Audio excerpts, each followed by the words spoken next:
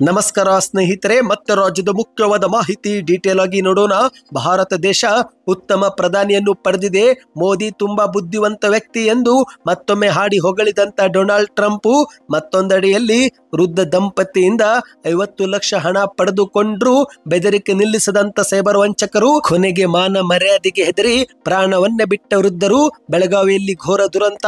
ಎಲ್ಲ ಶಾಕಿಂಗ್ ಸುದ್ದಿ ನೋಡೋಣ ಸ್ನೇಹಿತರೆ. ಮತ್ತೊಂದೆಡೆಯಲ್ಲಿ ಬಿಜೆಪಿ ಪಕ್ಷದಿಂದ ಯತ್ನಾಳ್ ಅವರನ್ನು ಉಚ್ಚಾಟನೆ ಮಾಡುತ್ತಿದ್ದಂತೆ ಮಾಧ್ಯಮಗಳ ಮುಂದೆ ಬಿ.ವಾ. ವಿಜಯೇಂದ್ರ ಅವರು ಒಂದು ಶಾಕಿಂಗ್ ಹೇಳಿಕೆ ಕೊಟ್ಟಿದ್ದಾರೆ. ಇದೇನಾದರೂ ನಿಜವಾಗಿದ್ರೆ, ನಿಜವಾಗಲೂ ಹೀಗೆ ಆಗಿದ್ರೆ ನಾನು ರಾಜ್ಯಾಧ್ಯಕ್ಷನಾಗಲು ನಾಲಾಯಕ್ಕೆಂದು ಮಾಧ್ಯಮಗಳ ಮುಂದೆ ಕಿಡಿಕಾರಿದ್ದಾರೆ. ಎಲ್ಲ ಸುದ್ದಿ ನೋಡೋಣ ಸ್ನೇಹಿತರೆ.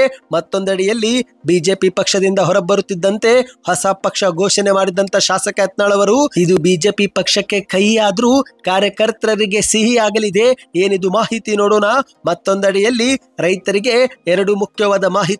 ಮುಖ್ಯಮಂತ್ರಿ ಸಿದ್ದರಾಮಯ್ಯನವರಿಂದ ಭರ್ಜರಿ ಘೋಷಣೆ, ಬೆಳೆ ಹಾನಿ ಪರಿಹಾರ ಜೊತೆಗೇನೆ ಮತ್ತೊಂದು ಗುಡ್ ನ್ಯೂಸ್ ಕೊಟ್ಟ ಮುಖ್ಯಮಂತ್ರಿ ಅವರು. ಎಲ್ಲ ಸುದ್ದಿ ನೋಡೋಣ ಸ್ನೇಹಿತರೆ. ಇನ್ನು ಗೃಹಲಕ್ಷ್ಮಿ ಯೋಜನೆಯ ಬಾಕಿ ಕಂತು ಹಣ ಜಮಾವಾಗುವ ಕುರಿತಂತೆ ಮತ್ತೊಂದು ಮುಖ್ಯವಾದ ಮಾಹಿತಿ. ಎಲ್ಲ ಸುದ್ದಿ ಡೀಟೇಲ್ ಆಗಿ ನೋಡೋಣ. ಅದಕ್ಕಿಂತ ಮೊದಲು ನೀವು ನಮ್ಮ ಚಾನಲ್ಗೆ ಮೊದಲು ಬಾರಿ ಭೇಟಿ ಕೊಡ್ತಾ ಇದ್ರೆ ಕೆಳಗೆ ಕಾಣುವ ಸಬ್ಸ್ಕ್ರೈಬ್ ಬಟನ್ ಕ್ಲಿಕ್ ಮಾಡಿ, ಪಕ್ಕದಲ್ಲಿ ಒಂದು ಗಂಟೆ ಕಾಣಿಸುತ್ತೆ, ಅದು ಕೂಡ ಒತ್ತಿ. ಇದರಿಂದ ರಾಜ್ಯದ ಮುಖ್ಯವಾದ ಮಾಹಿತಿಗಳು ನಿಮಗೆ ಸಿಗುತ್ತವೆ. ವಿಡಿಯೋಗೆ ಲೈಕ್ ಮಾಡ್ತಾ ದಯವಿಟ್ಟು ವಿಡಿಯೋ ಪೂರ್ತಿಯಾಗಿ ನೋಡಿ. ಮೊದಲನೇ ಮುಖ್ಯವಾದ ಮಾಹಿತಿ. ಈಗ ಭಾರತ ದೇಶವು ಉತ್ತಮ ಪ್ರಧಾನಿಯನ್ನು ಪಡೆದಿದೆ.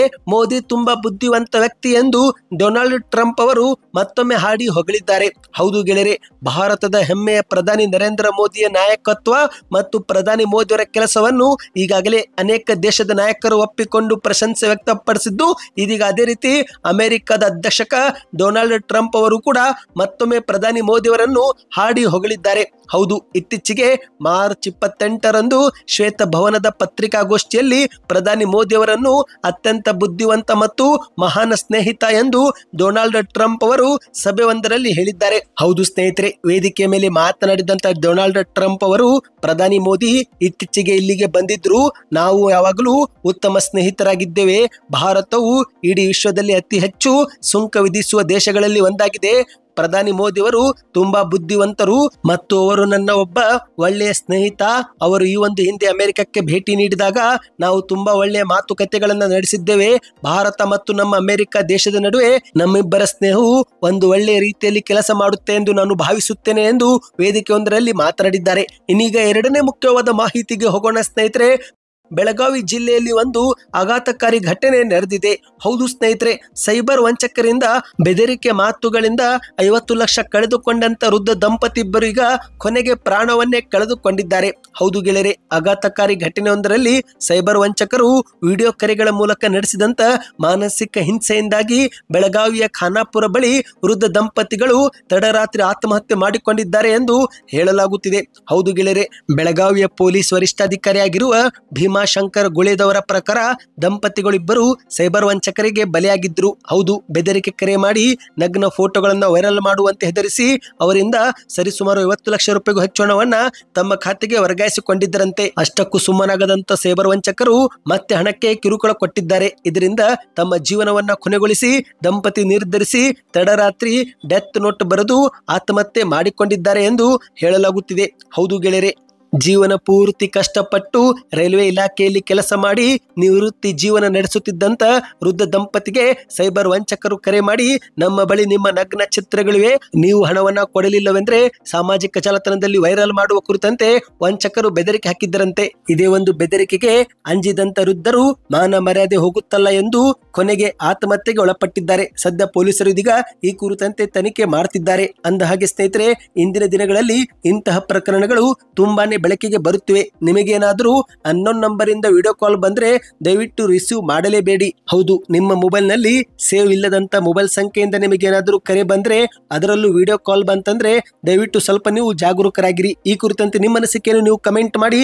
ಇನ್ನೀಗ ಮತ್ತೊಂದು ಮುಖ್ಯವಾದ ಮಾಹಿತಿಗೆ ಹೋಗೋಣ. ಈಗ ನಿಮಗೆಲ್ಲರಿಗೂ ಗೊತ್ತಿರುವ ಹಾಗೆ ಬಿಜೆಪಿ ಪಕ್ಷದ ಶಿಸ್ತು ನಿಯಮಗಳನ್ನು ಪದೇ ಪದೇ ಉಲ್ಲಂಘಿಸಿದ್ದಾರೆ ಎಂಬ ಆರೋಪದಡಿಯಲ್ಲಿ ಶಾಸಕ ಯತ್ನಾಳ್ ಅವರನ್ನು ಬಿಜೆಪಿ ಪಕ್ಷದಿಂದಲೇ 6 ವರ್ಷಗಳ ಕಾಲ ಉಚ್ಚಾಟನೆ ಮಾಡುವ ಕುರಿತಂತೆ ಬಿಜೆಪಿಯು ಆದೇಶ ಹೊರಡಿಸಿದೆ. ಆದರೆ ಮತ್ತೊಂದೆಡೆಯಲ್ಲಿ ಬಿ.ವಾ. ವಿಜಯೇಂದ್ರ ಅವರು ಒಂದು ಶಾಕಿಂಗ್ ಹೇಳಿಕೆ ಕೊಟ್ಟಿದ್ದಾರೆ. ಹೌದು, ಇದೇನಾದರೂ ನಿಜವಾಗಿದ್ರೆ ನಾನು ರಾಜ್ಯಾಧ್ಯಕ್ಷಕನಾಗಲು ನಾಲಾಯಕ್ಕೆಂದು ನಾನೇ ಹೇಳುತ್ತಿದ್ದೇನೆ ಎಂದು ಬಿ.ವಾ. ವಿಜೇಂದ್ರ ಅವರು ಹೇಳಿಕೆ ಕೊಟ್ಟಿದ್ದಾರೆ. ಹೌದು ಗೆಳೆಯರೆ, ಸ್ವತಃ ಬಿ.ವಾ. ವಿಜೇಂದ್ರ ಅವರು ಮಾಧ್ಯಮಗಳ ಮುಂದೆ ಶಾಕಿಂಗ್ ಹೇಳಿಕೆ ಕೊಟ್ಟಿದ್ದಾರೆ. ಹೌದು, ಬಸವನಗೌಡ ಪಾಟೀಲ್ ಯತ್ನಾಳ್ ಅವರನ್ನು ಬಿಜೆಪಿ ಪಕ್ಷದಿಂದ ಉಚ್ಚಾಟನೆ ಮಾಡಿದ ಬಳಿಕ ಮೊದಲ ಬಾರಿಗೆ ಮಾಧ್ಯಮಗಳ ಮುಂದೆ ಪ್ರತಿಕ್ರಿಯೆ ಕೊಟ್ಟಿದ್ದು, ಈ ವೇಳೆ ಒಂದು ಅಚ್ಚರಿ ಹೇಳಿಕೆ ಕೊಟ್ಟಿದ್ದಾರೆ. ಅದೇನೆಂದ್ರೆ, ಮಾಧ್ಯಮದವರು ಯತ್ನಾಳ್ ಅವರನ್ನು ಉಚ್ಚಾಟನೆ ಮಾಡಿದ್ದಕ್ಕೆ ವಿಜೇಂದ್ರ ಅವರು ಸಂಭ್ರಮಾಚರಣೆ ಮಾಡಿದ್ದಾರೆ, ಇದು ನಿಜನಾ ಎಂದು ಹೇಳಿದ್ದು. ಅದೇ ಒಂದು ಹೇಳಿಕೆಗೆ ಪ್ರತಿಕ್ರಿಯೆ ಕೊಟ್ಟಂತ ವಿಜೇಂದ್ರ ಅವರು, ಹಾಗೇನಾದ್ರೂ ನಾನು ಮಾಡಿದ್ದೆ ಆದ್ರೆ ನಾನು ರಾಜ್ಯಾಧ್ಯಕ್ಷಕನಾಗಲು ನಾಲಾಯಕ್ಕೆಂದು ನಾನೇ ಹೇಳುತ್ತೇನೆ ಎಂದು ವಿಜೇಂದ್ರ ಅವರು ತಿಳಿಸಿದ್ದಾರೆ. ಒಬ್ಬ ರಾಜ್ಯಾಧ್ಯಕ್ಷಕನಾಗಿ ಕಳೆದ 1 ವರ್ಷದಿಂದ ನಾನು ತಾಳ್ಮೆಯಿಂದ ಕೆಲಸ ಮಾಡಿಕೊಂಡು ಬಂದಿದ್ದೇನೆ. ಮುಖ್ಯಮಂತ್ರಿ ಆಗುವುದು ನನ್ನ ಗುರಿಯಲ್ಲ. ಕರ್ನಾಟಕದಲ್ಲಿ ಮತ್ತೆ ಬಿಜೆಪಿ ಅಧಿಕಾರಕ್ಕೆ ತರುವುದು ನನ್ನ ಜವಾಬ್ದಾರಿ ಮತ್ತು ಗುರಿಯಾಗಿದೆ. ಈ ಒಂದು ಕೆಲಸವನ್ನು ನನಗೆ ಬಿಜೆಪಿಯ ವರಿಷ್ಠರು ನೀಡಿದ್ದಾರೆ. ಅದನ್ನು ತಲುಪುವುದೇ ನಮ್ಮ ಗುರಿ. ಮುಖ್ಯಮಂತ್ರಿ ಆಗುವ ಮಹತ್ವಾಕಾಂಕ್ಷೆಯಿಂದ ನಾನು ರಾಜ್ಯಾಧ್ಯಕ್ಷಕ ಕೆಲಸ ಮಾಡುತ್ತಿಲ್ಲ. ಇನ್ನು ಯತ್ನಾಳ್ ಅವರನ್ನು ಉಚ್ಚಾಟನೆ ಮಾಡಿದ್ದಕ್ಕೆ ನಾನೇನಾದರೂ ಸಂಭ್ರಮಾಚರಣೆ ಮಾಡಿದ್ರೆ ನಾನು ರಾಜ್ಯಾಧ್ಯಕ್ಷಕನಾಗಲು ನಾಲಾಯಕ್, ಇದನ್ನು ನಾನೇ ಹೇಳ್ತಾ ಇದ್ದೀನಿ ಎಂದು ಮಾಧ್ಯಮಗಳ ಮುಂದೆ ತಿಳಿಸಿದ್ದಾರೆ. ಇನ್ನಿದೀಗ ಮತ್ತೊಂದು ಮುಖ್ಯವಾದ ಮಾಹಿತಿಗೆ ಹೋಗೋಣ ಸ್ನೇಹಿತರೆ. ಈಗ ಬಿಜೆಪಿ ಶಾಸಕ ಯತ್ನಾಳ್ ಅವರು ಹೊಸ ಪಕ್ಷ ಘೋಷಣೆ ಮಾಡಿದ್ದಾರೆ. ಹೌದು ಗೆಳೆಯರೆ, ಇತ್ತೀಚೆಗೆ ಬಿಜೆಪಿ ಪಕ್ಷದಿಂದ ಹೊರಬಂದ ಮೇಲೆ ಮಾಧ್ಯಮಗಳ ಮುಂದೆ ನಾನು ಬಿಜೆಪಿ ಹೈಕಮಾಂಡ್ ಬಳಿ ಹೋಗಿ ಕ್ಷಮೆನೂ ಕೇಳಲ್ಲ, ಯಾವುದೇ ಹೊಸ ಪಕ್ಷನೂ ಕೂಡ ಕಟ್ಟೋದಿಲ್ಲ, ಕುಟುಂಬ ರಾಜಕಾರಣದ ವಿರುದ್ಧ ನನ್ನ ಹೋರಾಟ ಮುಂದುವರಿಯುತ್ತೆ ಎಂದಿರುವಂತ ಯತ್ನಾಳ್ ಅವರು ಇದೀಗ ಸ್ವತಃ ಹೊಸ ಪಕ್ಷದ ಸುಳಿವು ಕೊಟ್ಟಿದ್ದಾರೆ. ಹೌದು ಗೆಳೆಯರೆ, ಯುಗಾದಿ ಹಬ್ಬಕ್ಕೆ ಬಿಜೆಪಿಯಿಂದ ಉಚ್ಚಾಟನೆ ಮಾಡುವ ಮೂಲಕ ಬಿಜೆಪಿ ಶಾಸಕ ಯತ್ನಾಳ್ ಅವರಿಗೆ ಇದು ಕಹಿಯಾದ್ರೂ ಹಬ್ಬದಲ್ಲಿನೇ ಕಾರ್ಯಕರ್ತರಿಗೆ ಸಿಹಿ ಕೊಡಲು ಯತ್ನಾಳ್ ಅವರು ಮುಂದಾಗಿದ್ದಾರೆ. ತಮ್ಮ ಕಾರ್ಯಕರ್ತರಿಗಾಗಿ ಹಿಂದುತ್ವದ ಹೊಸ ಪಕ್ಷ ಕಟ್ಟಲು ಘೋಷಣೆ ಕೂಗಿದ್ದಾರೆ. ಹೌದು ಗೆಳೆಯರೆ, ಕಾರ್ಯಕರ್ತರೊಂದಿಗೆ ಚರ್ಚೆ ಮಾಡಿ ಅಂತಿಮ ನಿರ್ಧಾರ ತೆಗೆದುಕೊಳ್ಳುವುದಾಗಿ ಯತ್ನಾಳ್ ಅವರು ತಿಳಿಸಿದ್ದಾರೆ. ದೆಹಲಿಯಲ್ಲಿದ್ದಾಗ ಪಕ್ಷದಿಂದ ಉಚ್ಚಾಟನೆ ಮಾಡಿದ ಬಳಿಕ ಯುಗಾದಿ ಹಬ್ಬಕ್ಕೆ ಮನೆಗೆ ಬಂದು ಪೂಜಾ ಕಾರ್ಯಕ್ರಮಗಳಲ್ಲಿ ತೊಡಗಿದಂತ ಯತ್ನಾಳ್ ಅವರು ಇದೀಗ ಸಿದ್ದೇಶ್ವರ ದೇವಸ್ಥಾನದಲ್ಲಿ ಹೋಮ ಹವನ ಪೂಜೆ ಮಾಡಿದ ಬಳಿಕ ಮಾಧ್ಯಮಗಳ ಮುಂದೆ ಈ ಒಂದು ಹೊಸ ಪಕ್ಷ ಕಟ್ಟುವ ಬಗ್ಗೆ ಘೋಷಣೆ ಕೂಗಿದ್ದಾರೆ. ನಮ್ಮ ಎಲ್ಲ ಕಾರ್ಯಕರ್ತರು ಹಿಂದುತ್ವದ ಆಧಾರದ ಮೇಲೆ ಒಂದು ಹೊಸ ಪಕ್ಷ ಕಟ್ಟಬೇಕು ಎಂದು ನನಗೆ ಒತ್ತಾಯ ಮಾಡುತ್ತಿದ್ದಾರೆ. ಈ ಒಂದು ನಿಟ್ಟಿನಲ್ಲಿ ಜನರ ಅಭಿಪ್ರಾಯವನ್ನ ಸಂಗ್ರಹಿಸಿ ನಾನು ಶೀಘ್ರದಲ್ಲೇ ಒಂದು ಹೊಸ ಪಕ್ಷ ಆರಂಭಿಸುತ್ತೇನೆ. ಜನಾಭಿಪ್ರಾಯ ಆದೇಶದಂತೆ ಮುಂದಿನ ಕ್ರಮ ನಾನು ತೆಗೆದುಕೊಳ್ಳುತ್ತೇನೆ. ಹಿಂದುತ್ವದ ಆಧಾರದ ಮೇಲೆ ಜನರು ಹೊಸ ಪಕ್ಷ ಕಟ್ಟಬೇಕು ಎಂದು ನನಗೆ ತೀರ್ಪು ನೀಡಿದ್ರೆ ನಾನು ಹೊಸ ಪಕ್ಷ ಕಟ್ಟುತ್ತೇನೆ ಎಂದು ಯತ್ನಾಳ್ ಅವರು ನುಡಿದಿದ್ದಾರೆ. ಇನ್ನು ಇದೇ ವೇಳೆ ಮಾಧ್ಯಮದವರು ಅಶಿಸ್ತಿನ ಕಾರಣ ಕೊಟ್ಟು ನಿಮ್ಮನ್ನು ಉಚ್ಚಾಟನೆ ಮಾಡಿದ್ದಾರಾ ಎಂದು ಹೇಳಿದಾಗ ಅದಕ್ಕೆ ಪ್ರತಿಕ್ರಿಯಿಸಿ, ನೋಡ್ರಿ, ನಾನು ಬಿಜೆಪಿ ಪಕ್ಷದ ವಿರುದ್ಧ ಯಾವುದೇ ಅಶಿಸ್ತು ತೋರಿಲ್ಲ, ಅದಕ್ಕೆ ಸಾಕ್ಷಿ ಇದ್ರೆ ಅವರು ಕೊಡಲಿ. ಯಡಿಯೂರಪ್ಪ ವಿಜೇಂದ್ರ ಕುಟುಂಬ ರಾಜಕಾರಣ, ಅವರ ಭ್ರಷ್ಟಾಚಾರ ಕುರಿತು ನಾನು ಮಾತನಾಡಿದ್ದೇನೆ. ಅವರ ವಿರುದ್ಧ ನನ್ನ ಹೋರಾಟ ಮತ್ತೆ ಮುಂದೆನೆ ಒರೆಯುತ್ತೆ ಎಂದು ಯತ್ನಾಳ್ ಅವರು ಹೇಳಿದ್ದಾರೆ. ನಾನು ಯಾವುದೇ ಅಶಿಸ್ತು ತೋರಿಲ್ಲ, ಇದ್ರೆ ಅದಕ್ಕೆ ಸಾಕ್ಷಿ ಕೊಡಲಿ ಎಂದು ತಿರುಗೇಟನ್ನ ಕೊಟ್ಟಿದ್ದಾರೆ. ಇನ್ನಿದೀಗ ಮತ್ತೊಂದು ಮುಖ್ಯವಾದ ಮಾಹಿತಿಗೆ ಹೋಗೋಣ ಸ್ನೇಹಿತರೆ. ನೀವು ಕೂಡ ರೈತರಾಗಿದ್ದರೆ ಕಮೆಂಟ್ನಲ್ಲಿ ರೈತ ಎಂದು ಕಮೆಂಟ್ ಮಾಡಿ. ಈಗ ರಾಜ್ಯದ ರೈತರಿಗೆ 2 ಮುಖ್ಯವಾದ ಮಾಹಿತಿ ಬಂದಿದೆ. ಹೌದು, ಮೊದಲನೇ ಗುಡ್ ನ್ಯೂಸ್ ಏನೆಂದ್ರೆ ಬೆಳೆ ಹಾನಿ ಪರಿಹಾರ ಶೀಘ್ರವೇ ರೈತರ ಖಾತೆಗೆ ಜಮೆ ಆಗಲಿದೆ. ಹೌದು, ಕಾಂಗ್ರೆಸ್ ಸರ್ಕಾರವು ರೈತರಿಗೆ ಮತ್ತೆ ಶುಭ ಸುದ್ದಿ ಕೊಟ್ಟಿದೆ.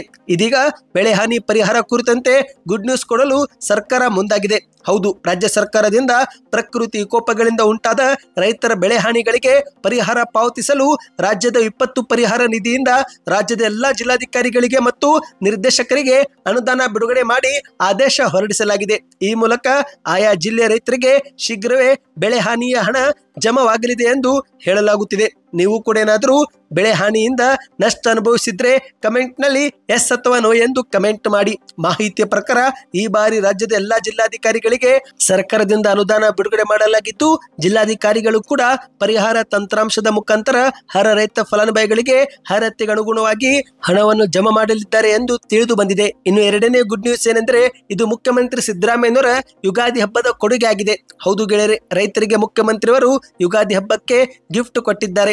ಕಲ್ಯಾಣ ಕರ್ನಾಟಕ ಭಾಗದ ಜಿಲ್ಲೆ ರೈತಾಪಿಯು ಜನರಿಗೆ ಯುಗಾದಿ ಕೊಡುಗೆಯಾಗಿ ಭದ್ರಾ ಜಲಾಶಯದಿಂದ ತುಂಗಭದ್ರಾ ಕಾಲುವೆಗೆ 2 TMC ನೀರು ಹರಿಸುತ್ತೇವೆ ಎಂದು ಮುಖ್ಯಮಂತ್ರಿಯವರು ಗುಡ್ ನ್ಯೂಸ್ ಕೊಟ್ಟಿದ್ದಾರೆ.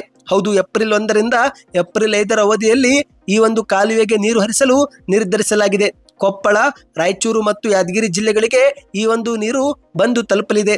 ಹೌದು, ಈ ಜಿಲ್ಲೆಗಳಲ್ಲಿ ಬೆಳೆದು ನಿಂತಿರುವ ಬೆಳೆಗಳಿಗೆ ಮತ್ತು ಅಲ್ಲಿನ ಜನರಿಗೆ ಕುಡಿಯುವ ನೀರು ಈ ಬಾರಿ ಕೊಡುತ್ತೇವೆ ಎಂದು ಮುಖ್ಯಮಂತ್ರಿಯವರು ಘೋಷಣೆ ಮಾಡಿದ್ದಾರೆ. ರೈತರಿಗೆ ಯುಗಾದಿ ಹಬ್ಬದ ಇದು ಕೊಡುಗೆಯಾಗಿದೆ ಎಂದು ಮುಖ್ಯಮಂತ್ರಿಯವರು ತಿಳಿಸಿದ್ದಾರೆ. ಇನ್ನಿದೀಗ ಕೊನೆಯ ಮುಖ್ಯವಾದ ಮಾಹಿತಿಗೆ ಹೋಗೋಣ ಸ್ನೇಹಿತರೆ. ನೀವು ಕೂಡ ಏನಾದರೂ ಕಾಂಗ್ರೆಸ್ ಸರ್ಕಾರದ ಗ್ಯಾರಂಟಿಯಲ್ಲಿ ಒಂದಾಗಿರುವ ಗೃಹಲಕ್ಷ್ಮಿ ಯೋಜನೆ ಫಲಾನುಭವಿಗಳಾಗಿದ್ರೆ ನಿಮಗೆ ಒಂದು ಗುಡ್ ನ್ಯೂಸ್ ಬಂದಿದೆ. ಹೌದು ಗೆಳೆಯರೆ, ಸ್ವತಃ ಸಚಿವ ಲಕ್ಷ್ಮೀ ಹೆಬ್ಬಾಳ್ಕರ್ ಅವರು ಸುದ್ದಿಗಾರರ ಮುಂದೆ ಗುಡ್ ನ್ಯೂಸ್ ಕೊಟ್ಟಿದ್ದಾರೆ. ಯುಗಾದಿ ಮತ್ತು ರಂಜಾನ್ ಹಬ್ಬಕ್ಕೆ ಮಹಿಳೆಯರಿಗೆ ಲಕ್ಷ್ಮೀ ಹೆಬ್ಬಾಳ್ಕರ್ ಅವರು ಸಿಹಿ ಸುದ್ದಿ ಕೊಟ್ಟಿದ್ದಾರೆ. ಗೃಹಲಕ್ಷ್ಮಿ ಯೋಜನೆಯ ಒಂದು ಕಂತಿನ ಹಣ ಈಗ ಮತ್ತೆ ಬಿಡುಗಡೆ ಮಾಡುವುದಾಗಿ ಮಾಧ್ಯಮಗಳ ಮುಂದೆ ತಿಳಿಸಿದ್ದಾರೆ. ಹೌದು, ಸುದ್ದಿಗಾರರೊಂದಿಗೆ ಮಾತನಾಡಿದಂತ ಲಕ್ಷ್ಮೀ ಹೆಬ್ಬಾಳ್ಕರ್ ಅವರು ಶೀಘ್ರವೇ ಗೃಹಲಕ್ಷ್ಮಿ ಯೋಜನೆಯ ಜನವರಿ ತಿಂಗಳಿನ ಒಂದು ಕಂತು 2,000 ರೂಪಾಯಿ ಬಿಡುಗಡೆ ಮಾಡುತ್ತೇವೆ. ಏಪ್ರಿಲ್ ತಿಂಗಳ ಮೊದಲ ವಾರದಲ್ಲೇ 2,000 ರೂಪಾಯಿ ಜಮಾ ಆಗಲಿದೆ. ಏಪ್ರಿಲ್ ತಿಂಗಳು ಮುಗಿಯುತ್ತಿದ್ದಂತೆ ಮತ್ತೊಂದು ಕಂತು ಮತ್ತೆ ಜಮಾ ಆಗುತ್ತೆ ಎಂದು ಹೇಳಿಕೆ ಕೊಟ್ಟಿದ್ದಾರೆ. ಈ ಮೂಲಕ ಏಪ್ರಿಲ್ ತಿಂಗಳ 1ರಲ್ಲೇ 4,000 ರೂಪಾಯಿ ಗೃಹಲಕ್ಷ್ಮಿ ಯೋಜನೆ ಹಣ ಫಲಾನುಭವಿಗಳಿಗೆ ಬಂದು ಮುಟ್ಟಲಿದೆ ಎಂದು ಲಕ್ಷ್ಮೀ ಹೆಬ್ಬಾಳ್ಕರ್ ಅವರು ತಿಳಿಸಿದ್ದಾರೆ. ನಿಮ್ಮ ಖಾತೆಗೂ ಕೂಡ ಇತ್ತೀಚೆಗೆ 2,000 ರೂಪಾಯಿ ಬಂದಿದ್ರೆ ಕಮೆಂಟ್ ನಲ್ಲಿ ಗುಡ್ ನ್ಯೂಸ್ ಎಂದು ಕಮೆಂಟ್ ಮಾಡಿ. ಈ ಒಂದು ಮಾಹಿತಿಗಳು ಇಷ್ಟವಾಗಿದ್ದರೆ ಚಾನಲ್ಗೆ ಸಬ್ಸ್ಕ್ರೈಬ್ ಮಾಡಿ, ವಿಡಿಯೋಗೆ ಲೈಕ್ ಮಾಡಿ ಮತ್ತು ದಯವಿಟ್ಟು ವಿಡಿಯೋ ಪ್ರತಿಯೊಬ್ಬರಿಗೂ ವಾಟ್ಸಪ್ ನಲ್ಲಿ ಶೇರ್ ಮಾಡಿ.